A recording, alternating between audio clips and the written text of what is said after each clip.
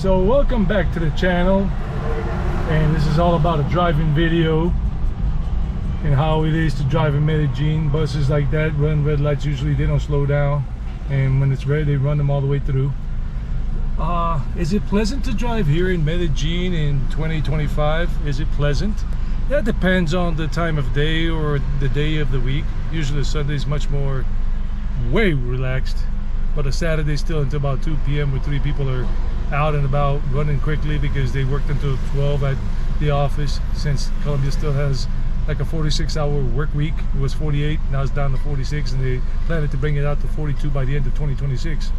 So people always rush in a rush, like rush and attack, like that video game from the 1980s.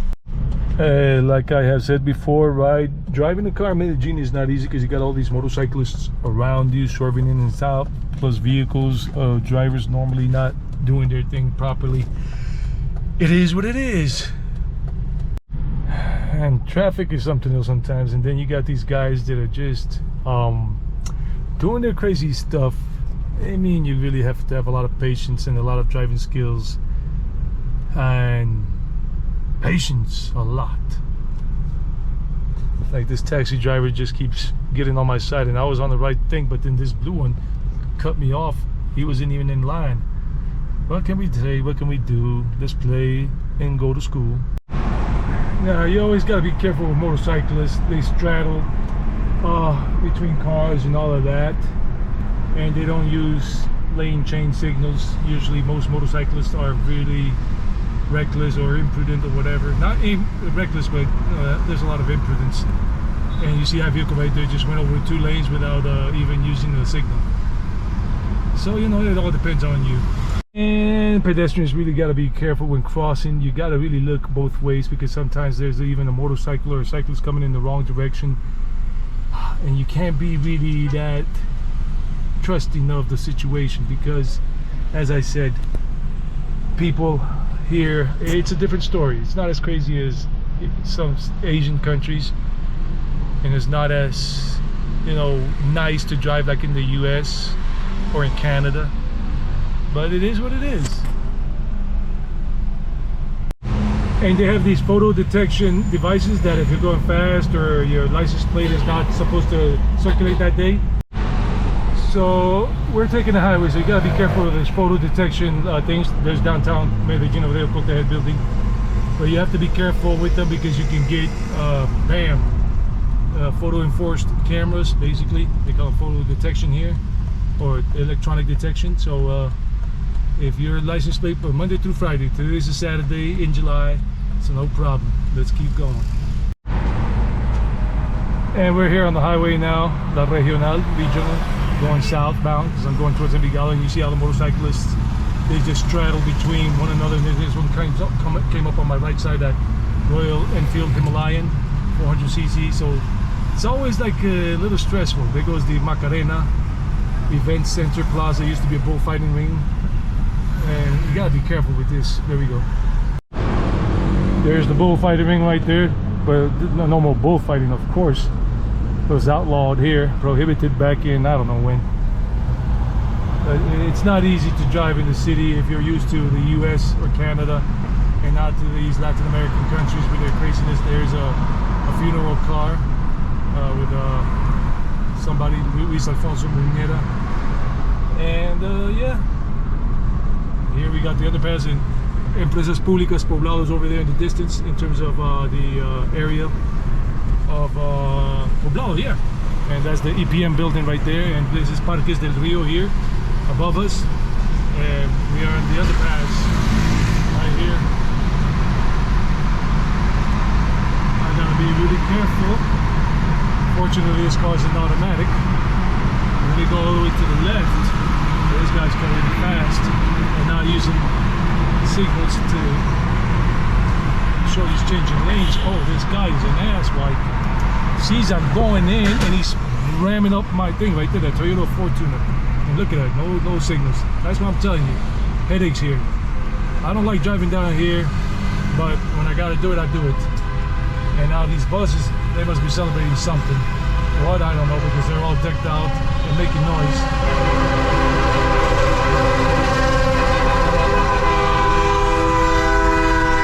do you see that in the United States or Canada?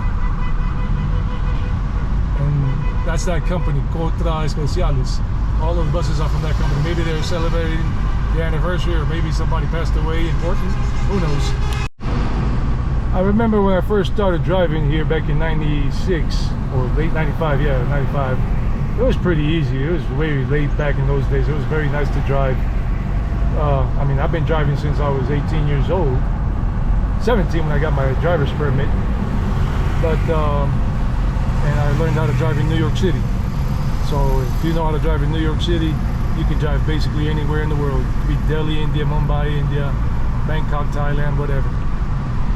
This is Ciudad del Rio right there on the left, across the river here. And very nice area. One of these days I'll make a video now because I got the GoPro. I'm using the GoPro, if you can see. The GoPro, baby.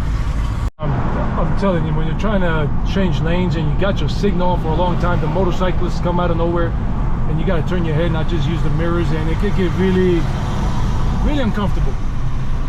And a lot of accidents have happened because of reckless, imprudent motorcyclists.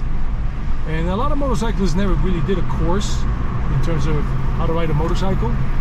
A lot of people just they paid to get, like, if they had done the course, they pay a little extra.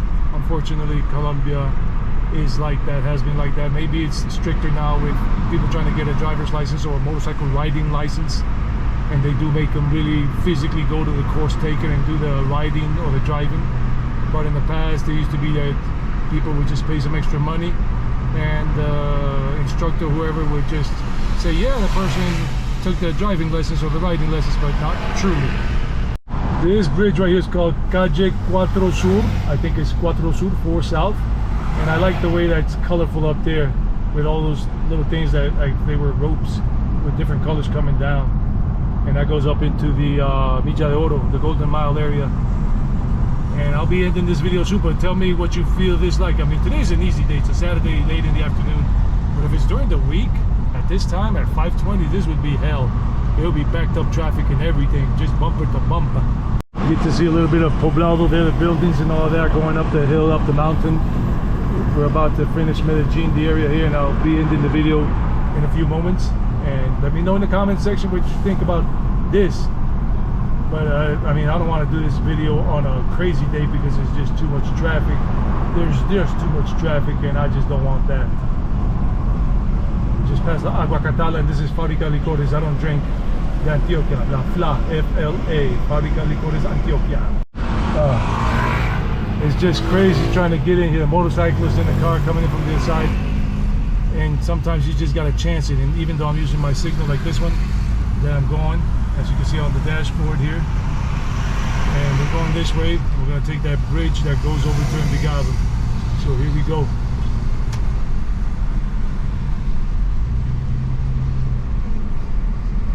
Yeah, the other day I told the taxi driver, go left, stay left. I forgot that it's supposed to be going on this lane right here, so we could go over to Envigado, and we had to go all the way down to another place. We overshot it because of my indecision, because I didn't know where we were going. This is the Itagüí side right here, Itagüí, and now we're gonna go right, and gotta be careful with all these motorcyclists just jumping out, like you can see.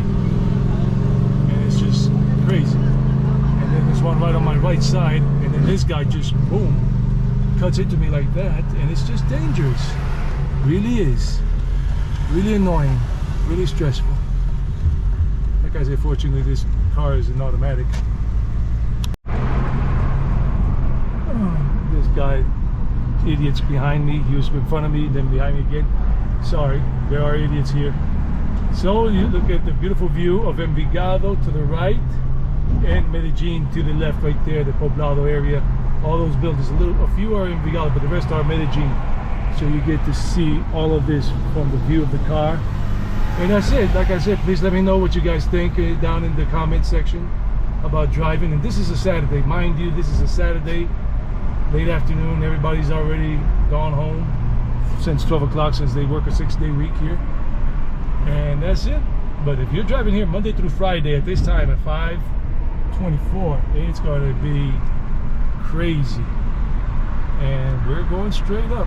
This is Envigado already, Villa Grande. These are the Villa Grande houses on the street side, and then you got the ones that are inside the gated community. You can buy them on the outside part and not have the gated community security, or the entrance right over here. And see that, and that's it. I don't know how long this video was, but it was for all of you to see how it is to drive in Medellin. But this is Envigado now. Like I said, I would not do this on a busy, crazy, hectic day because it's just too annoying and you can't really film because you have to be really careful. And look at that, just you gotta be careful with these variables. This guy just jumps out there telling you, look. Anyway, bye. Hope you enjoyed the ride.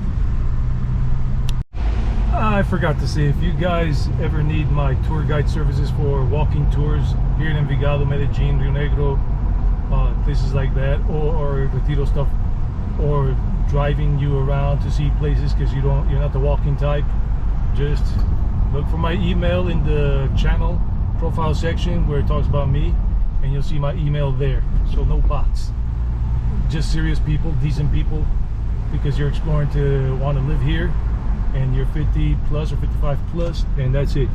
See these things that just give me a little like car just stopped there. I mean, it's not even broken down or anything. Anyhow, bye. Enough complaining. Medellin at night, but we can't see much. Just bear in mind that driving at night is going to be harder, especially if you're not accustomed to it in cities like this with the motorcyclists coming back and forth, that you don't see them in your rear view mirror sometimes because they might have a busted headlight. A few times that happens here, more often than not. So just be careful, and they're zigzagging like that one and not using signals, and some vehicles are doing their crazy things. So keep that in mind about driving in Medellin, Colombia, or anywhere in Colombia.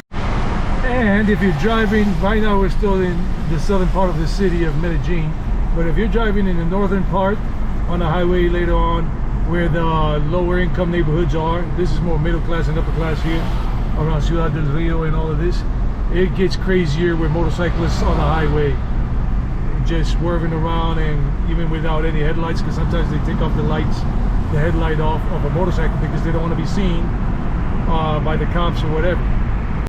That sign, the electronic sign, says relax, don't be in a rush, because it leads to nowhere. Driving like a madman or a mad woman. This is the underpass at night across the street from the Empresas Públicas building and everything, and Parques del Rio.